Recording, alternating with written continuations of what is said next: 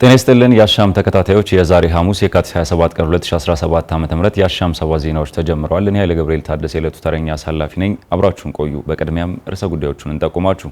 ኢትዮጵያ በሀገር ውስጥ ተተኳሽ ከማምረት አልፎ ወደ ውጭ የመላክ አቅም አሳድጋለች ሲሉ ጠቅላይ ሚኒስትር አብይ አህመድ ተናገሩ። ከ3.2 ቢሊዮን ብር በላይ የታክስ ዕዳ አለባቸው የተባሉ 62 ግለሰቦች ከሀገር እንዳይወጡ እግድ ተጣለባቸው። ፖሊስ የ72 ዓመቱን አዛውንት በ12 ዓመት ጽኑ እስራት መቅጣቱን አስታወቀ። የኢትዮጵያ ሰብአዊ መብቶች ተሟጋቾች ማዕከል ከ72 ቀናት እገዳ በኋላ ወደ ስራ መመለሱን አስታወቀ። ከውጭ የዩናይትድ ስቴትስ ዲፕሎማቶች የአሜሪካ ተራድኦ ድርጅት የማፍረስ ሐሳብን ለውጭ ጉዳይ ሚኒስትር ማርኮ ሩቢዮ ተቃውሟቸውን አቀረቡ። ከ3.2 ቢሊዮን ብር በላይ የታክስ ዕዳ አለባቸው የተባሉ 62 ግለሰቦች ከሀገር እንዳይወጡ እግድ ተጣለባቸው። የአዲስ አበባ ገቢዎች ቢሮ ከ3.2 ቢሊዮን ብር በላይ የግብር ዕዳ ያለባቸውና ቢሮ በተደጋጋሚ ጥሪ ቢያደርግላቸውም ዕዳቸውን ለመክፈል ፈቃደኛ አልሆኑም ያላቸውን 62 ግለሰቦችን በታክስ አስተዳደር አዋጅ ቁጥር 983/2008 አንቀጽ 44 ንዑስ አንቀጽ ከ1 እስከ 3 ለተቋሙ በተሰጠ ስልጣን መሰረት ከሀገር እንዳይወጡ ለፌዴራል ኢሚግሬሽንና ዜግነት አገልግሎት ዝርዝራቸውን አስተላልፌያለሁ ብሏል። በ2017 በጀት ዓመት የግብር ዕዳቸውን በአግባቡ ሳይወጡ የሚሰወሩ ግብር ከፋዮችን በአግባቡ በመከታተል ግዴታቸውን እንዲወጡ ለማስቻል የዕዳ ክትትልና የአስተዳደር የስራ ክፍልን በአዲስ መልክ በማደራጀት ወደ ስራ ማስገባቱን የገለጸው ቢሮ በዚህም ባለፉት 6 ወራት ከ6.4 ቢሊዮን ብር በላይ ዕዳ መሰብሰብ መቻሉን አስታውሶ ግብር ከፋዮች የሚጠበቅባቸውን ግብር በወቅቱና በታማኝነት በመክፈል ለከተማዋ እድገት የበኩላቸውን አስተዋጽኦ እንዲያበረክቱ ሲል መልእክት ማስተላለፉን ጨምሮ አሻም ከአዲስ አበባ ገቢዎች ቢሮ ካገኘችው መረጃ መገንዘብ ችላለች።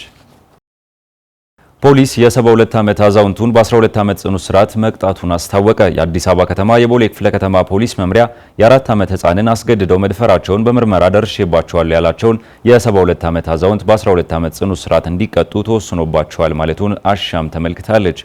ተስፋዬ ደመቀ የተባሉ የ72 ዓመት አዛውንት ነሐሴ 14 ቀን 2016 ዓ.ም በቦሌ ክፍለ ከተማ ወረዳ 12 ልዩ ቦታው ቦሌ ቡልቡላ ዶክተሮች ሰፈር ተብሎ በሚጠራው አካባቢ ከቀኑ 5 ሰዓት ላይ ያስገድዶ መድፈር ወንጀል በ4 ዓመት ከ10 ወራት ዕድሜ ባላት ጨቅላ ሕፃን ልጅ ላይ መፈጸማቸውን በሰውና በሰነድ ማረጋገጫ እንደተገኘባቸው ፖሊስ አስታውቋል። ፖሊስ ወንጀሉን ፈጽመዋል ያላቸው ግለሰብ በአካባቢው በሚገኝ የአንድ መንግስታዊ ድርጅት ውስጥ በጥበቃ አገልግሎት ስራ የተሰማሩ እንደነበሩም አስታውሶ ጉዳት የደረሰባቸው ሕፃንም በአካባቢው እየተጫወተች ባለችበት ድርጊት እንደተፈጸመባት ገልጿል። በዚህም ፖሊስ ከክፍለ ከተማው የሴቶችና ህጻናት ጋር በመናበብ ባደረገው የጤና ምርመራና የሰውና የሰነድ ማስረጃ ድርጊቱን መፈጸማቸው የተረጋገጠባቸው አዛውንት የፌዴራል የመጀመሪያ ደረጃ ፍርድ ቤት ቦሌ ምድብ ችሎት 5ኛ ወንጀል ችሎት ላይ ክስ መስርቶ በ12 ዓመት ጽኑ እስራት እንዲቀጡ አድርጌያለሁ ሲል መግለጹን አሻም ከአዲስ አበባ ፖሊስ ይፋዊ ገጽ መመልከት ችላለች።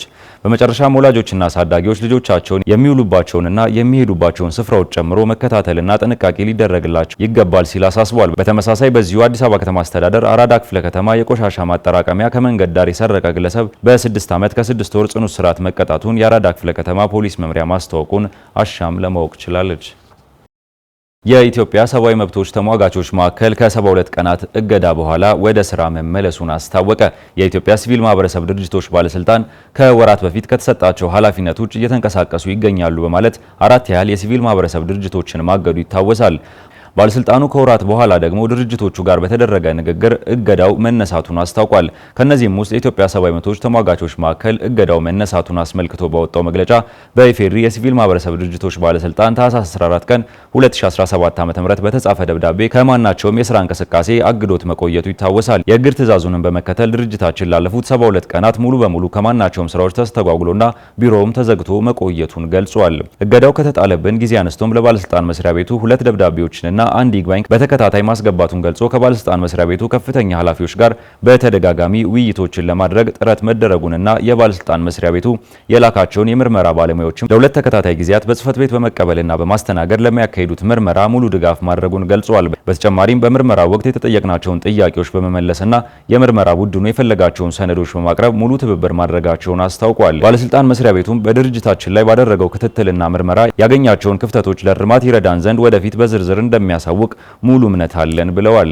ተጥሎበት የነበረው እገዳ በመነሳቱና በሕግ የተፈቀዱለትን ተግባራቱን ማከናወኑን እንዲቀጥል የሚያስችል ሁኔታ መፈጠሩንና ለዚህም መሳካት ድጋፍና ትብብር ላደረጉ ምስጋናቸውን አቅርበዋል።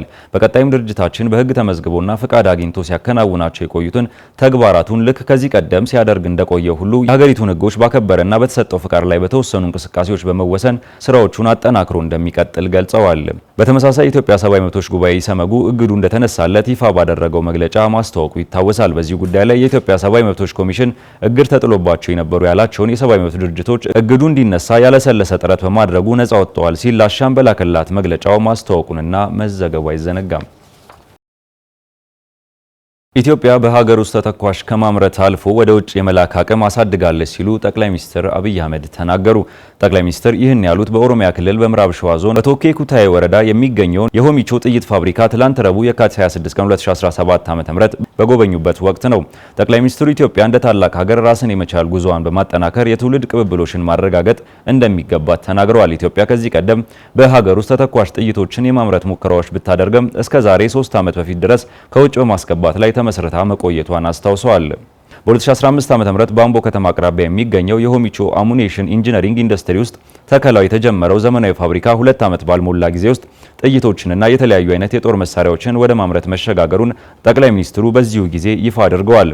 አሁን ኢትዮጵያ በሀገር ውስጥ ተተኳሽ ከማምረት አልፎ ወደ ውጭ የመላክ አቅም አሳድጋለች ብለዋል። ይህ እርምጃ በምሉዕነት የተገነባና በሚገባ የታጠቀ የሀገር መከላከያ ሰራዊትን ከማረጋገጥ አንጻር አበረታች ስራ ስለመሆኑም ጠቅሰዋል። ዜናዎቻችን እንደቀጠሉ ናቸው። ከዓለም አቀፍ የዜና ምንጮች ወዳገኘነው ዘገባችን ተሻገርን።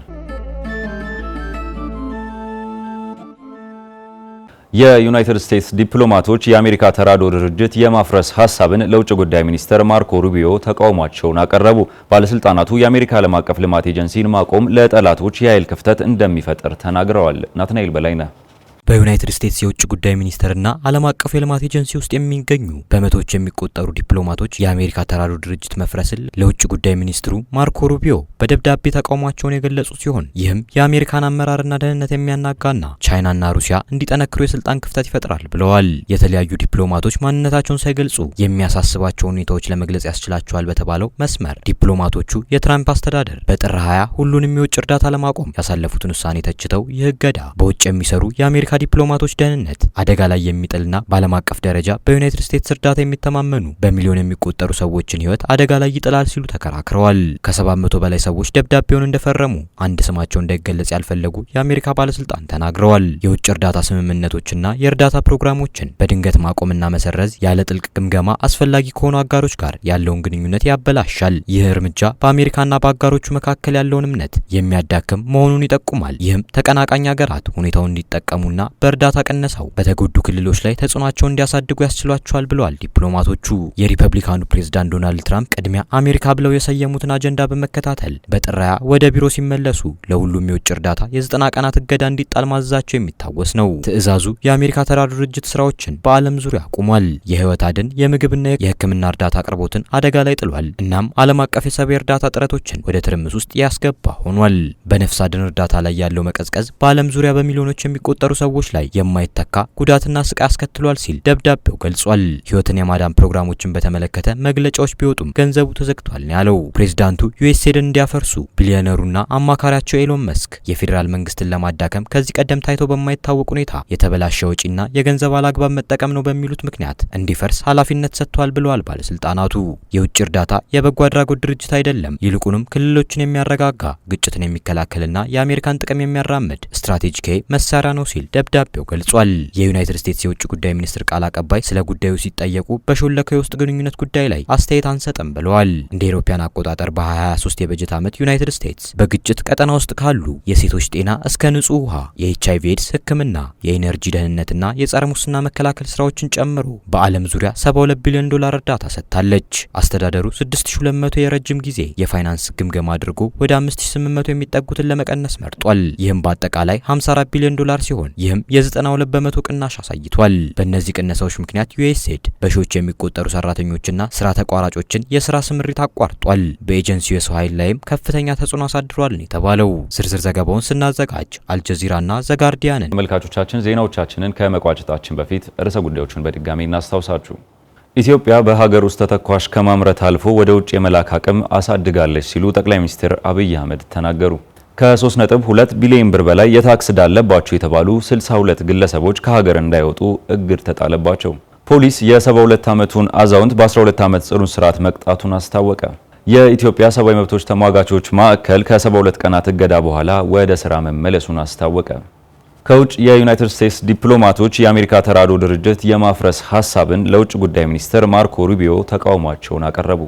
ለዛሬ ሐሙስ የካቲት 27 ቀን 2017 ዓ.ም ያዝናቸው ዜናዎች ተጠናቀዋል። ተከታተላችሁን አመሰገንን። እኔ ኃይለ ገብርኤል ታደሰ የዕለቱ ተረኛ አሳላፊ ነበርኩኝ።